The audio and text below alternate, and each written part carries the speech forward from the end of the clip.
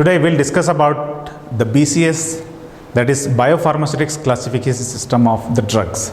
As you know that the biopharmaceutics classification is required to define the various category of the drugs. As you know that for development or for the designing of a new product or for production of a finished product, that the API must be soluble. Solubility is a very major factor. Solubility as well as the permeability of that drug is very important factor. And on the basis of that solubility of that particular drug and the permeability of that drug, this classification is being done. That is known as the biopharmaceutics classification system. This will be covered in the subject of B pharmacy, in the industrial pharmacy subject, and this will be covered in the unit number 1. So the various contents which we'll discuss today, it is regarding the introductory part of the BCS, overview of the classification system and its applications. As you know that biopharmaceutics classification system, it is a scientific framework for classifying drug substances based on their aqueous solubility and the intestinal permeability. What is the need for a classification based on the biopharmaceutics of the drug? The answer is that its importance in determining the bioavailability of the drug. Bioavailability means that the active drug is available for giving the desired indication or giving the desired therapeutic effect. That is the bioavailability. Amount of that drug is available, it is known as the bioavailability.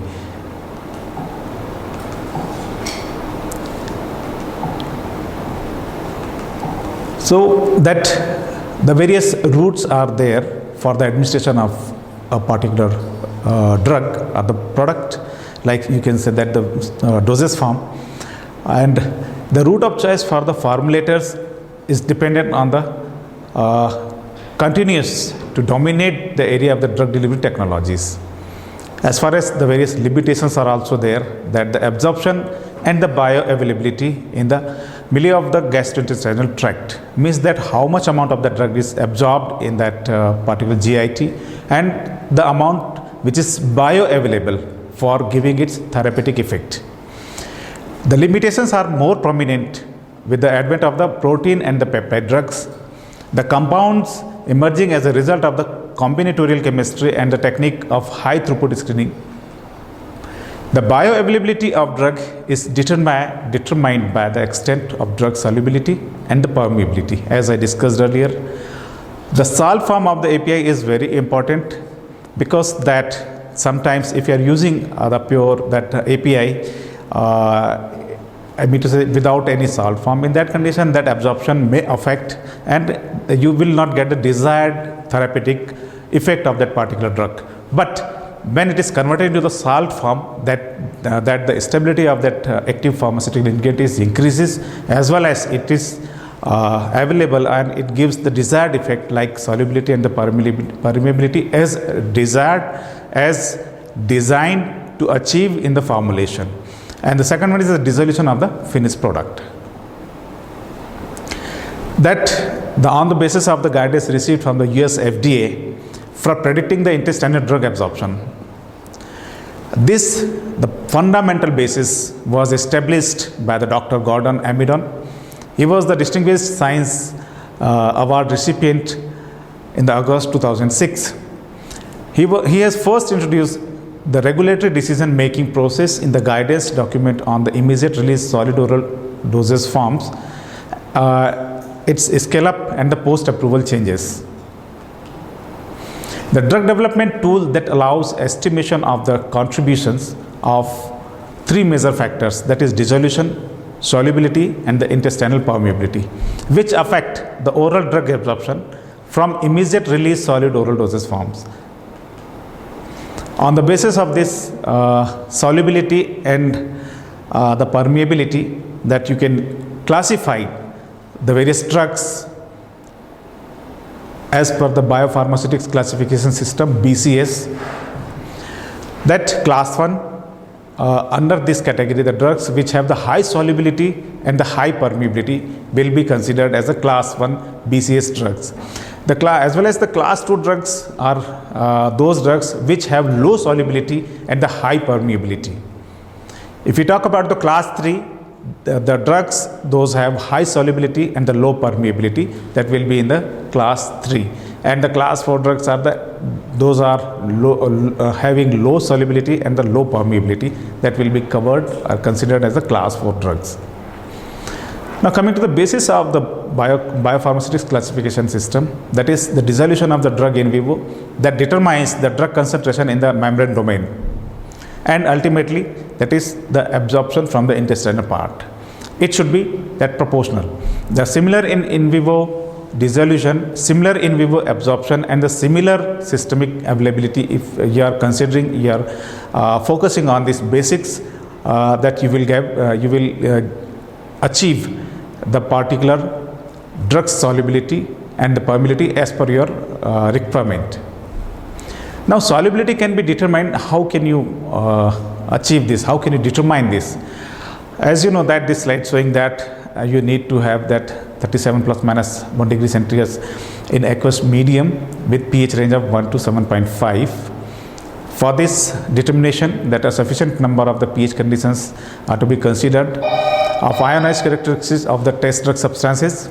A minimum of the 3 replicate determinations of the solubility in each pH conditions to be tested, and the standard buffer solution which is mentioned or described in the pharmacopoeias is taken to determine the solubility of a particular drug. Now that the determination of the permeability, it is not just based on the lipophilicity. That there are two concepts, lipophilicity and the hydrophilicity. The drug which are more lipophilic, it is means when you are designing a product, you have to consider these factors very prominently: lipophilicity of that drug as well as the hydrophilicity of the drug, and the particular equation is being developed to satisfy these parameters. This, when you are talking about this human studies, that mass balance studies can be performed to determine the permeability of a drug. Absolute bioavailability studies and the intestinal perfusion methods, this can be used for the determination of the permeability. In vivo or in situ intestinal perfusion in a suitable animal model can be done and determine its permeability. In vitro permeability methods using excised intestinal tissues, this method can be used. And in vitro permeation studies across a monolayer of the cultured epithelial cells can also be used, that is CACO2 cells or the TC7 cells. By using that, you can determine the permeability. The dissolution determination can be achieved by using the USP apparatus basket type, and as per the parameters mentioned for that is 100 rpm, or the USP apparatus, the second type can be used pedal type at 50 rpm. The dissolution media would be that 0.1 normal hydrochloric acid, or the simulated gastric fluid pH 4.5 buffer and pH 6.8 buffer, or the simulated intestinal fluid can be used. That the quantity would be 900 ml of that one, and that compare the dissolution profiles of the test and the reference products using a similar factor F2 by using the formula given. Now coming to the class boundaries, there are class boundaries which distinguish the characteristics of the drug, active drug. That drugs, those are highly soluble, the drugs, those are highly permeable, and the drugs, those are rapidly dissolving. The highly soluble is the highest dose strength, is soluble in less than 250 ml water over a pH range of 1 to 7.5. The highly permeable drug can be considered when the extent of the absorption in human is determined to be more than 90% of an administered dose. And the rapidly dissolving drug can be considered when the 85% of the labeled amount of drug substance dissolves within 30 minutes using USP apparatus 1 or 2 in a volume of around 900 ml buffer solution. So coming to the BCS class boundaries objectives, the main objective is to have in that product, that is the dissolution, solubility and the permeability of that drug. The rapid dissolution ensures that in vivo dissolution is not likely to be the rate determining step, whereas the high solubility ensures that the solubility is not likely to limit dissolution and therefore absorption, and the highly permeability ensures that drug is completely absorbed during the limited transit time through the small intestines. So the basically these objectives are considered for classification of the drugs. Here is the slide showing the BCS class membership of the selected model drugs. Under this class 1, that you can have the drugs verapamil, propranolol and metoprolol. In the class 2, that the drugs ketoprofen, naproxen and carbamazepine. In the class 3, that ranitidine, cimetidine and the atenolol drugs are covered, and in the class 4, that hydrochlorothiazide and the furosemide drugs are you can say that membership of these selected drugs. That the implications for the drug development depends on the application in early drug development and then in the management of the product change through its life cycle.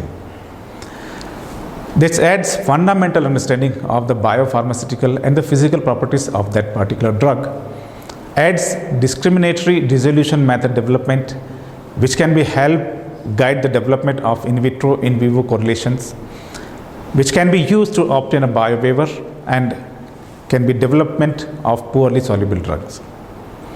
This BCS classification is associated with the drug dissolution and the absorption model, which identifies the key parameter controlling drug absorption as a set of dimensionless number like absorption number, which is denoted by the AN, dose number, which is denoted by the DO, and the dissolution number, which is denoted by the DN. Absorption number can be determined by using this formula, which is a function of the gastrointestinal permeability to the drug standard permeability. The dose number is a functional of the solubility of the drug substance, which can be determined by using this formula, and the dissolution number, which is a function of the drug release from formulation, can be determined by using this formula. This chart is showing that the summary of the biopharmaceutics classification system. On the one side, that high permeability is mentioned, and on the other hand, that low permeability is mentioned. Suppose if you are taking the example of test drugs that can be in the high, that is absorption number, that will be considered as a class 1 or the class 2, and if it has the low absorption number, that will be class 3 or class 4.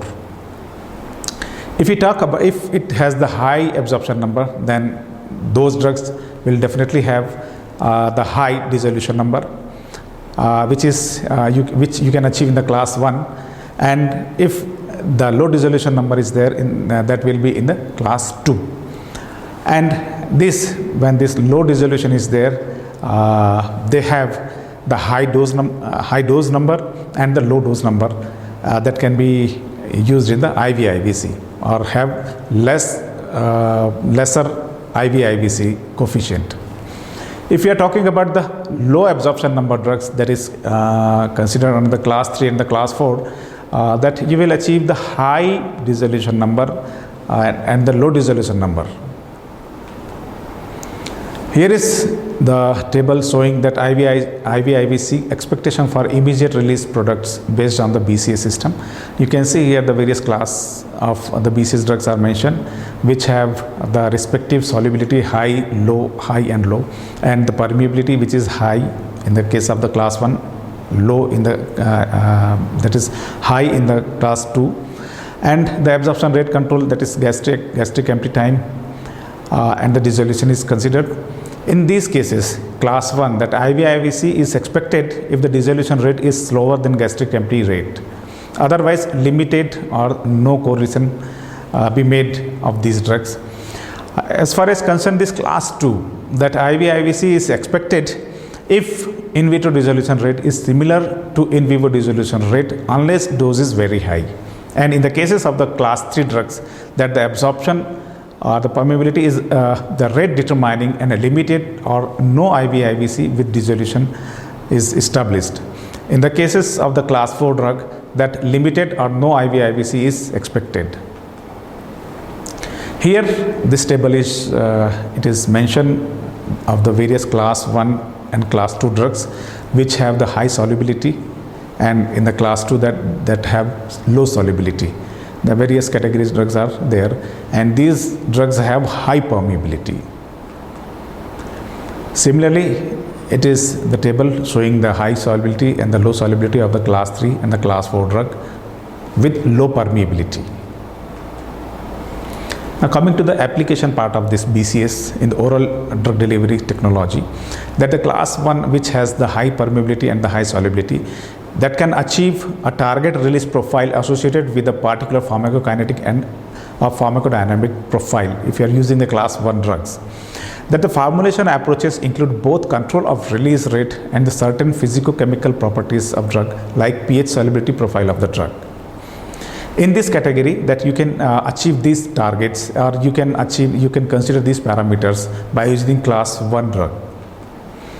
As far as concerned this class 2 drugs, those have high permeability and the low solubility, that you can achieve the micronization, the addition, you can achieve the good product by using that micronization, addition of the surfactants, formulation as emulsion and the microemulsion systems, use of complex agents like cyclodextrin. Means these, when you are using these techniques, you can use these drugs, and finally you can get a good product. The class 3 which have the low permeability and the high solubility, which requires the technologies that addresses to fundamental limitations of absolute or regional permeability, and the peptides and the proteins they constitute the part of the class 3, and the technologies handling such materials are on rise nowadays. The class 4 drugs which have low permeability and the low solubility, the major challenges for the development of drug delivery systems for this category and the route of choice for administering such drugs is parenteral. Solubility enhancers are being used for developing of these category drugs. Fortunately, the extreme examples are the exceptions rather than the rule, and the rarely developed and reach to the market. For achieving the determination of that various class drugs, there is a system developed, BioWaiver. The BioWaiver can be defined as is an exemption from conducting human bioequivalence studies when the active ingredients meet certain solubility and the permeability criteria in vitro, and when the dissolution profile of the dosage form meets the requirements for an immediate release dosage form. The BioWaiver for you can that rapid and the similar dissolution you can achieve in this category, high solubility and the high permeability, wide therapeutic window, that excipients used in the dosage form used previously in approved this IR solid dosage forms. In this, that the various drugs, those are coming in this criteria, that can be given the BioWaiver. The request for the BioWaivers can be achieved when you are applying for getting that if a new molecule is designed and that is being used for as active pharma ingredient. In that condition, that you have to produce the data for getting the classification of that drug under the BCS, and the data can be supported by rapid and the similar dissolution studies, high permeability and high solubility studies. On the basis of that when the data is being produced to the administration, that can be BioWaivers can be achieved, can be granted by the administration. Waiver of in vivo bioequivalence studies based on pharmaceutical dosage forms, solutions, biopharmaceutics classification system, and the dose high strength should be tested. The limitations of BCS as a predictor of drug disposition. Permeability is around 90% absorption is difficult to determine and difficult to convince the regulatory agency. There is little predictability for BCS classification drugs. Beyond class 1, primarily due to the difficulty of the determining and proving 90% absorption. Many drugs are misclassified, like this antiretroviral drugs are like HIV protease inhibitors as class 4 compounds.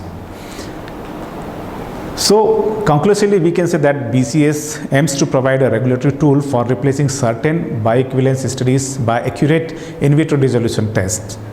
This increased awareness of a proper biopharmaceutical characterization of new drugs may in the future result in drug molecules with a sufficiently high permeability, solubility and the dissolution rate.